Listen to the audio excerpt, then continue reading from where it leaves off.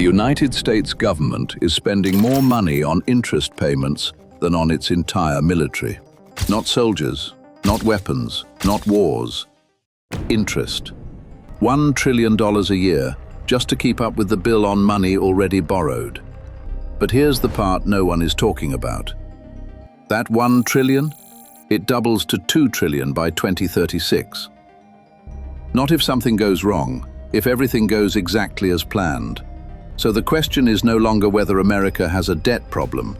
The question is, what happens to the rest of the world when the most powerful economy in history can no longer afford itself? Almost $40 trillion. That is the current size of America's national debt. 40 trillion is a number so large it defeats the human imagination. So let's make it real. If you spent $1 million every single day, it would take you over 100,000 years to spend 40 trillion. Or think of it this way. Every American citizen, every man, woman, and child owes approximately $118,000. Not their share of the mortgage, not their credit card bill, their share of the government's debt. And it is growing.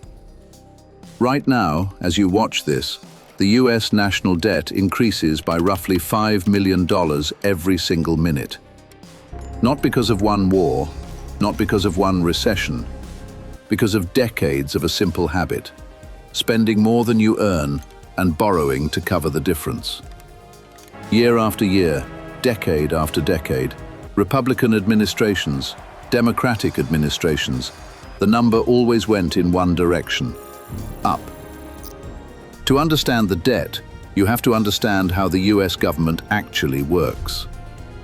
Every year, Washington spends money on defense, healthcare, social security, infrastructure. And every year, it collects money through taxes. For most of American history, those two numbers were reasonably close. Sometimes the government ran surpluses, sometimes small deficits. Then three things happened, in relatively quick succession, that broke the equation permanently.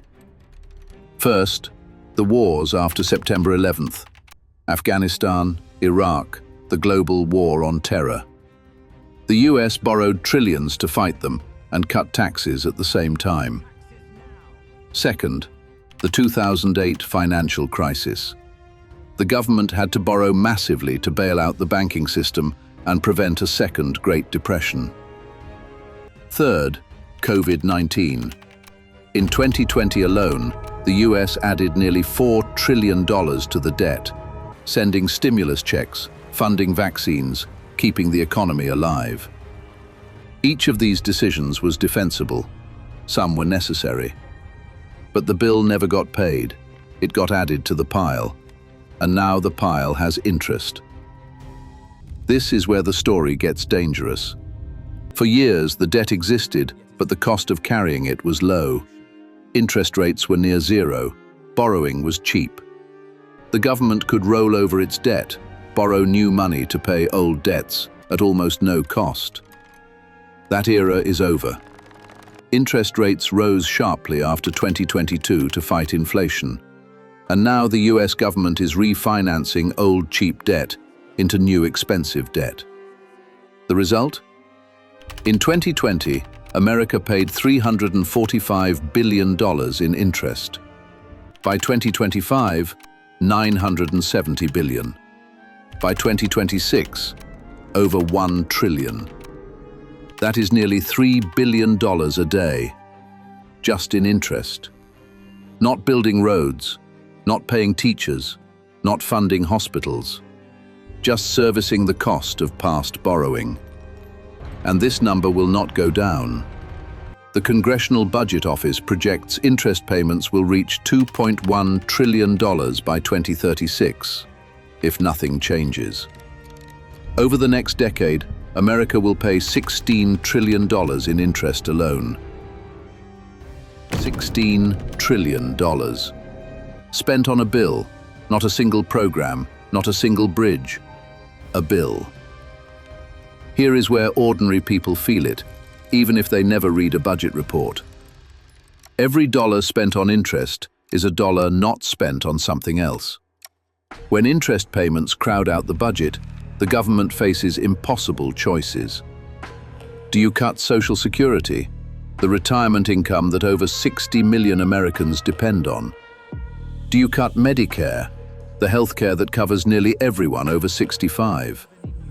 Do you cut defense, at a time when geopolitical tensions are rising? Do you raise taxes, in a political environment where that is nearly impossible? There is no good option. There is no painless path. Historian Niall Ferguson observed what he called Ferguson's Law. Throughout history, great powers that spend more on debt interest than on national defense tend to decline. The United States crossed that line in 2024. It has not crossed back. There is one reason this crisis has not already exploded, and it is the most important fact in global finance. The US dollar is the world's reserve currency. When countries trade oil, when central banks hold savings, when international contracts are written, they use dollars. This gives America an extraordinary privilege. It can borrow in its own currency at lower interest rates than almost any other nation, almost without limit. Other countries that borrowed this recklessly faced currency collapses, hyperinflation, IMF bailouts. America has not, because the world needs dollars. But this privilege has a ceiling. If global confidence in American fiscal management erodes, if bond markets begin to demand higher interest rates to compensate for the risk, the entire calculation changes overnight. A small rise in the interest rate on US Treasury bonds adds hundreds of billions to the annual interest bill. A large rise would be catastrophic. Foreign governments hold roughly 1/3 of US debt. Japan, China, the United Kingdom. If they begin selling, or simply stop buying, the US faces a crisis it has never experienced before. So what are the real scenarios? The optimistic one, economic growth saves the day. If the American economy grows fast enough, driven by AI, by productivity gains, by new industries, the debt becomes manageable relative to GDP. It's happened before. After World War II, the US grew its way out of enormous debt. It's possible, not guaranteed. The middle scenario, managed decline. America muddles through, programs get cut gradually, taxes rise slowly. The debt grows, but so does the economy. The dollar remains dominant. The crisis is always 5 years away, and always 5 years away. The dark scenario, a sudden loss of confidence. Bond markets reprice US debt. Interest rates spike. The government faces a choice between defaulting on its debt or printing money to pay it, triggering inflation. The dollar weakens. Global financial markets destabilize. The consequences spread far beyond America's borders. No one knows which path this takes.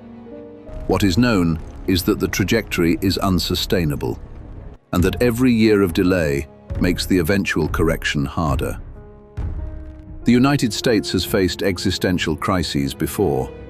Civil War, the Great Depression, World War II. Each time the country found a way through. But those crises had a clear enemy, a clear moment of resolution. This one is different.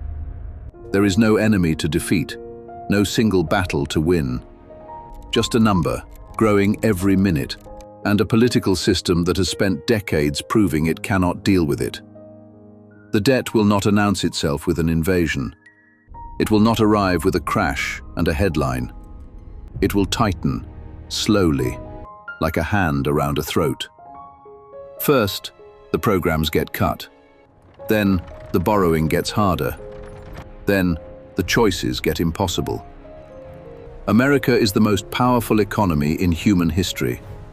It may also be the most indebted. And what happens when those two facts finally come into direct conflict? That is the question the next generation of Americans will have to answer.